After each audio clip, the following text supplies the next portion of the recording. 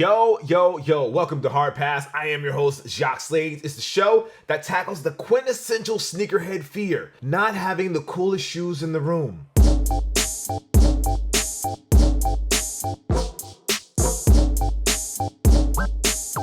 Pro tip, it ain't that serious. Besides, the real problem is why are you wearing sneakers like that to line up at the airport? Who are you impressing, the TSA agent? They either don't care or assume they are fakes that they have to confiscate anyway.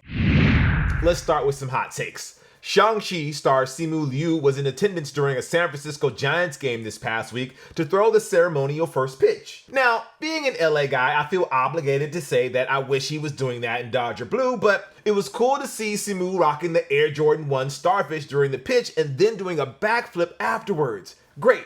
Now I have to get a pair of those Starfish lows and see if I can do a backflip. That's how it works, right?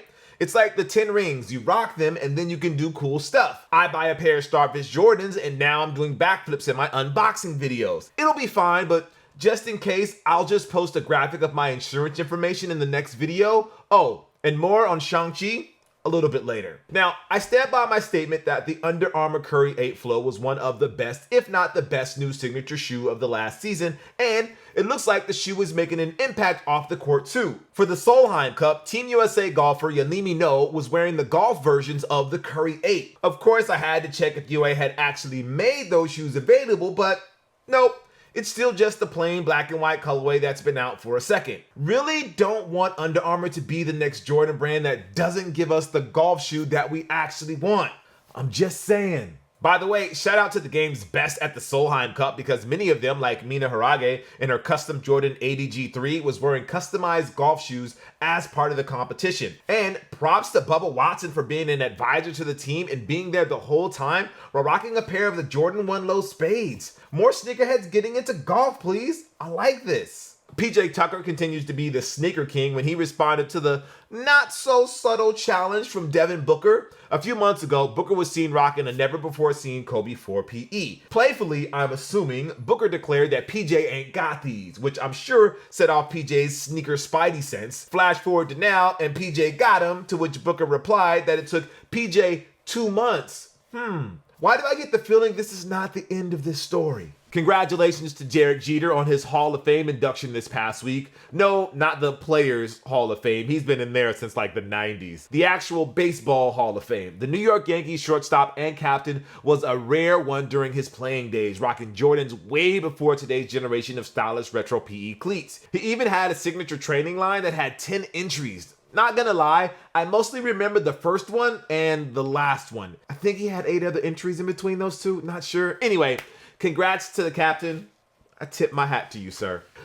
Before we move on to the next segment, I just wanted to give a big belated happy 22nd anniversary to the Sega Dreamcast. It lasted about as long as a Derek Jeter relationship during the 90s, but it was super influential with its early stab at online gaming and a kinda sorta second screen experience with the VMUs you attach to your controller. It also has an amazing library of games, including the first few entries in the NBA 2K series that we enjoy to this day. From Allen Iverson to Luka Doncic, we've come a long way, Sega. Maybe you'll get your shit together again and make a new console, but we're glad you're still around making games for all systems. All right, let's talk about what we've been watching lately. First up, we've got Shang-Chi and the Legend of the Ten Rings. Heads up, no plot-specific spoilers about the movie, but everything else MCU related is in play. It's no secret that a lot was riding on the success of the first MCU movie with the majority Asian cast and crew, which was not unlike the narrative surrounding Black Panther, the first MCU movie with the majority black cast and crew. But whereas Black Panther was a relatively well-known name among comic book fans whose problematic origins had been mostly retconned and headlined by a who's who of black film royalty, Shang-Chi was a D-list hero that's still a work in progress thanks to its highly problematic comics headline by a who's who of Hong Kong film royalty, Awkwafina, starring in her second movie with dragons this year alone, and a scene stealer from a Canadian sitcom about a Korean convenience store. It sucks to think about the unfair pressure that both films had to deal with prior to release, but everybody knew what was at stake. Both films had to be in the upper echelon of MCU film quality and break box office records in order to justify their existence. It couldn't just be Ant-Man good. It couldn't be mid. Thankfully, both films were great and sold plenty of tickets. But Why the comparison between the two? Because both movies weren't just introducing a character that will become an integral part of the MCU, they were introducing families and worlds that have been skirting around the edges that are now in full view. For Black Panther, it was T'Challa's family, Wakanda, and Vibranium. For Shang Chi, it was his family, their origins, and the 10 Rings, which turns out wasn't just some title outsourced by an Iron Man 3 bad guy. By the way, for those of us who have been waiting for years for a resolution to the Iron Man 3 twist, whether you liked it or not, it gets resolved in Shang-Chi. The film excels in making us feel sympathetic towards the villain, despite being a villain-ass villain, but not in the Thanos vein of, oh, maybe the genocidal maniac has a point. Instead, Tony Leung's success is in making us understand why Shang-Chi's father, Wenwu, is so determined to reunite his family at any cost. As for Shang-Chi himself, Simu Liu nails his portrayal of a young man who knows that he is capable of more because his parents raised him as if he was and is now thrust into the position of having to do something about it.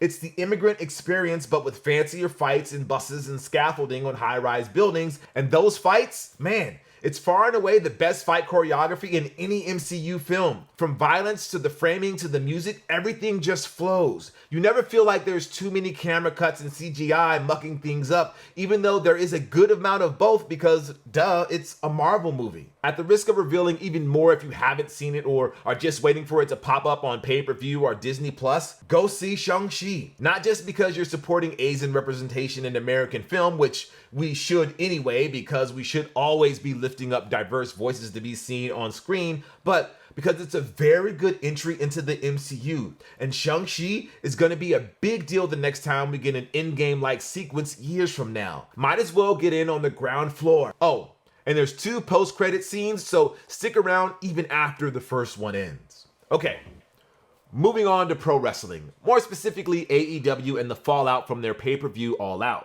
If you follow wrestling Twitter, which really, why would you? It's like when people ask me if they should get on sneaker Twitter. My gut reaction is to say hell no, because the good parts are so far and few in between. But if there was a time to be on wrestling Twitter, it was this past Sunday. Like, everybody was just so happy. Except for the contrarians and the bots, but even their negativity could not dampen the enthusiasm everybody had after getting CM Punk's first match after 7.5 years. The debut of the former Ruby Riott, Ruby Soho, during the Women's Battle Royale, one of the greatest tag team and steel cage matches of all time, and the shocking dueling debuts of Adam Cole, baby, and Bryan Danielson at the end of the show. Add all of those moments up and it was the best wrestling event in a very long time. Just the euphoria of seeing all those fans, who are hopefully vaccinated, cheer and boo and play along and check their snark at the door was just awesome. Pro wrestling has not been this exciting and unpredictable since the late 90s when the then WWF and WCW were feuding for Monday Night Supremacy. And it's not like AEW didn't already have Hall of Fame worthy talent to go along with a promising young roster that will lead them into the next decade. But the addition of Punk, Cole, and Danielson can only up the stakes and make everybody push even harder for their spots on the card. In fact, the addition of Soho might end up being the most influential because the women's division is currently dominated by an evil dentist with no one really being on her level. And now she has a dance partner who we know is capable of so much more than the role she was given in WWE. And not to make this about the other company, but one would hope that AEW's success so early in its history will eventually spark the biggest wrestling company in the world to try again. Because while WWE still has the biggest and best roster, a primetime network TV deal, a place on a growing streaming platform, and the name recognition of having been around for our entire adult lives, we all know they can be better. And if in the next few months we get better stories, more developed characters, and a more energetic style in the ring, I think we all win. They just signed an Olympic gold medalist, Gable Stevenson, to a name, image, and likeness deal in the hopes that he could become the next Kurt Angle, if that's the direction that they're looking for future talent. And if they don't turn it around, well, Wednesday night could soon become the next Monday night when we think of wrestling. And finally, we've got NBA 2K22 in-house right before recording, thanks to 2K for sending the real co-writer the anniversary edition. I'm not bitter at all that I don't have a copy yet. Nope, not upset at all. Oh wait, yes I do. Take that, co-writer. You aren't the only 2K fan on this show. Anyways, Since 2K21 was the first game on this current generation of consoles, 2K22 already benefits simply because of the added development time. Sports video games are like iPhones. When there is a major revision like, say, a whole new console generation, the first game out of the gate will mostly feel like the last gen version, but with a shinier coat of paint. 2K21 was an outlier in that the game was built from scratch with different assets compared to last gen. But I'd be lying if after several games of 2K21, I wasn't already looking forward to the next season. So we got a few games in before we had to shoot this episode. Of course, we had to pick my 17-time world champion Los Angeles Lakers baby and have Russell Westbrook play like, well, Russell Westbrook. But as you can see from the clip above, you can't just hero ball it like in the old days. Maybe we just don't have the timing for the shot meter down, but it appears to require a little more skill compared to previous seasons. Unfortunately, we were not able to check out any of the new features in my career and my team, but if we're being honest, I'm kind of already trying to build on my own personal brand in the real world. I don't know if I have time to build a virtual hype beast as well. We'll have more to say about 2K22 in the coming weeks, but the one immediate thing I had to know right away was the availability of Nike Kobe sneakers, since there was that fallout between Nike and the Bryant estate. Thankfully, Trevor Ariza was wearing them, so we can rest easy in the meantime, Mamba fans.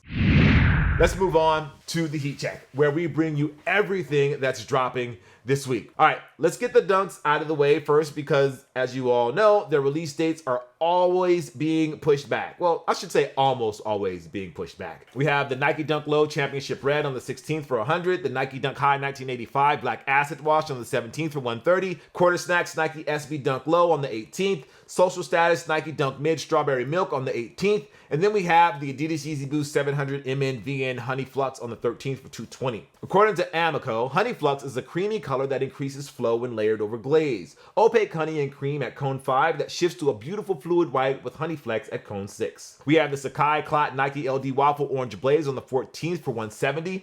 The next step in Sakai's multi-tiered collaboration takes us to Clot, who uses their own Air Max 1 collab from 2006 as an inspiration for this new release. Of course, it would be nice if we could move on to Clot now, but there's still a matter of taking care of the Sakai Fragment Nike LD Waffle Light Smoked Gray on the 15th for $170. I bet I wasn't the only one who was eagerly anticipating this past week's supposed release of the Light Smoked Gray on Sneakers app, but we only found out on the day of that the link in the notification for the draw crashed the app and that it was moved back to next week. Why even put that notification out, Nike? It'd be really nice if they just stopped playing with my emotions like that. Then we have the women's Air Jordan 14 Low Iconic Red. This is going to be on the 16th for $170. Oh, these are coming just now? Interesting. Between the number of black and red Jordan 14s, I'm actually kind of shocked that they are just getting to this particular color blocking right now. We have the Air Jordan 11 Low IE Bread on the 17th for $175. This is your public service announcement that there is nothing wrong with the Jordan 11 IE, and that anybody who says so is a hater with very little self-respect. The IEs might not be the most popular type of Jordan 11, but they have been around for almost as long as the 11s have been. So that sign of longevity and staying power is worth it. We have Jaden Smith on the New Balance 574 on the 17th for $120. It's a little off, right? Well, that's because the upper is comprised of mostly recycled materials taken from factory scraps and used to give off the appearance of a floating upper.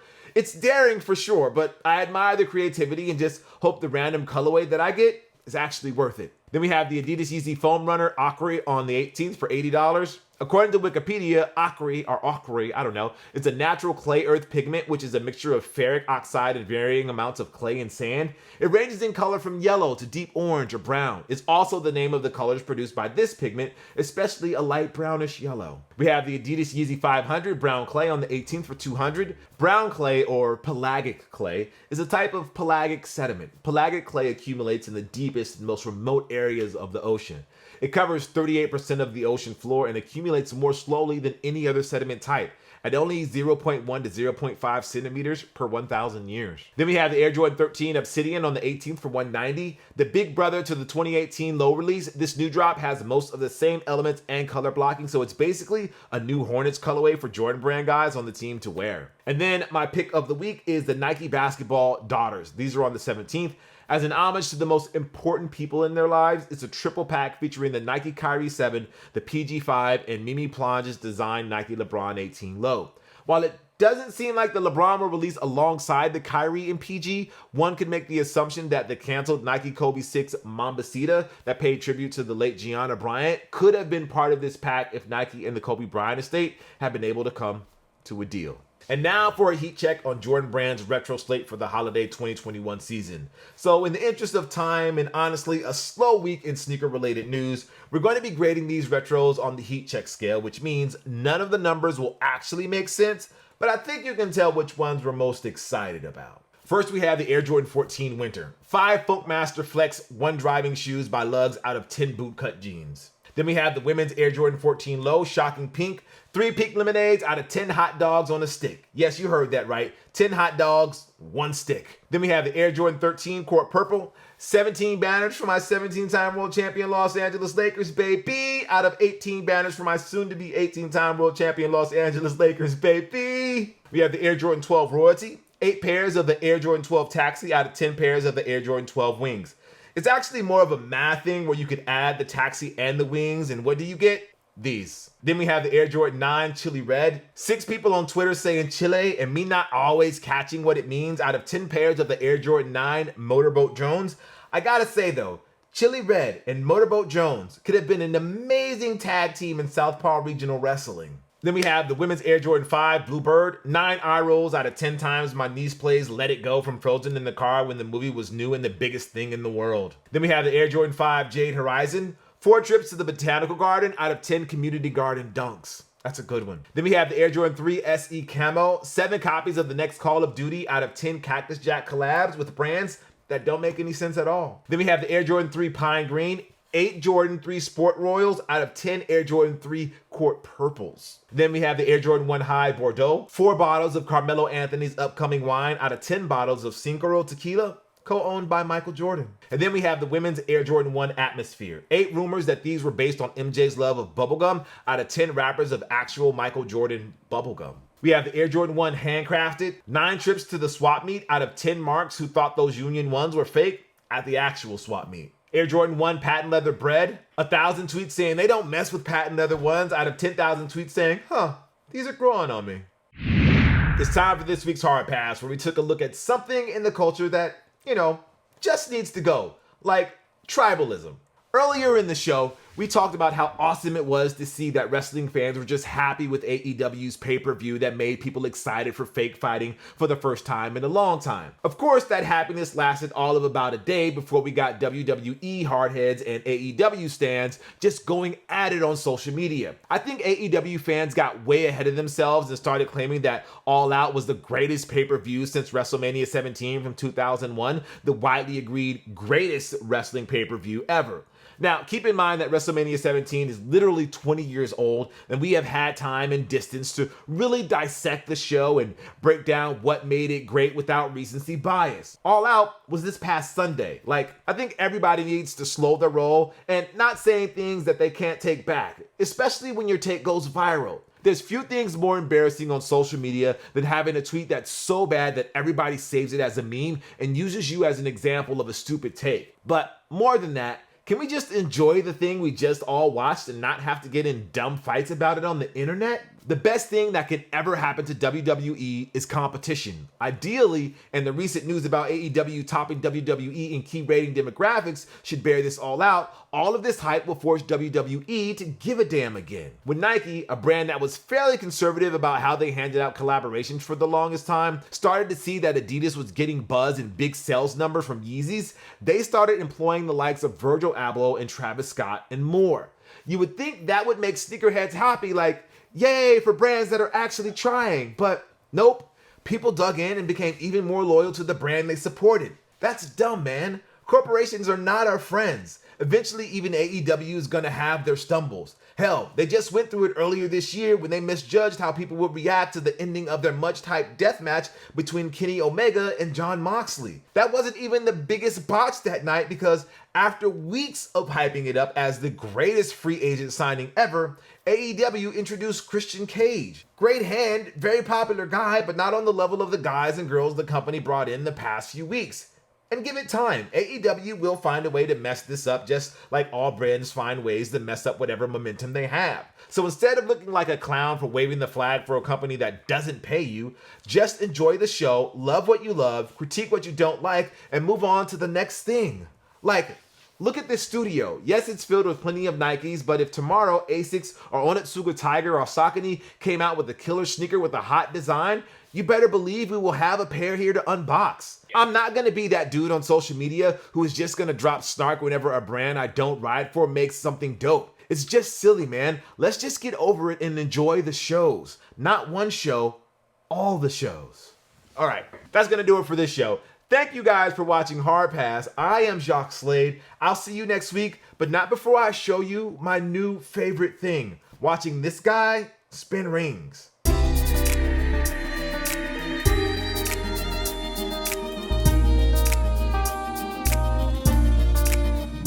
Great. Now I think I have 4 pair of Travis Scott 1 lows. Sweet. I'll see you next week. Peace.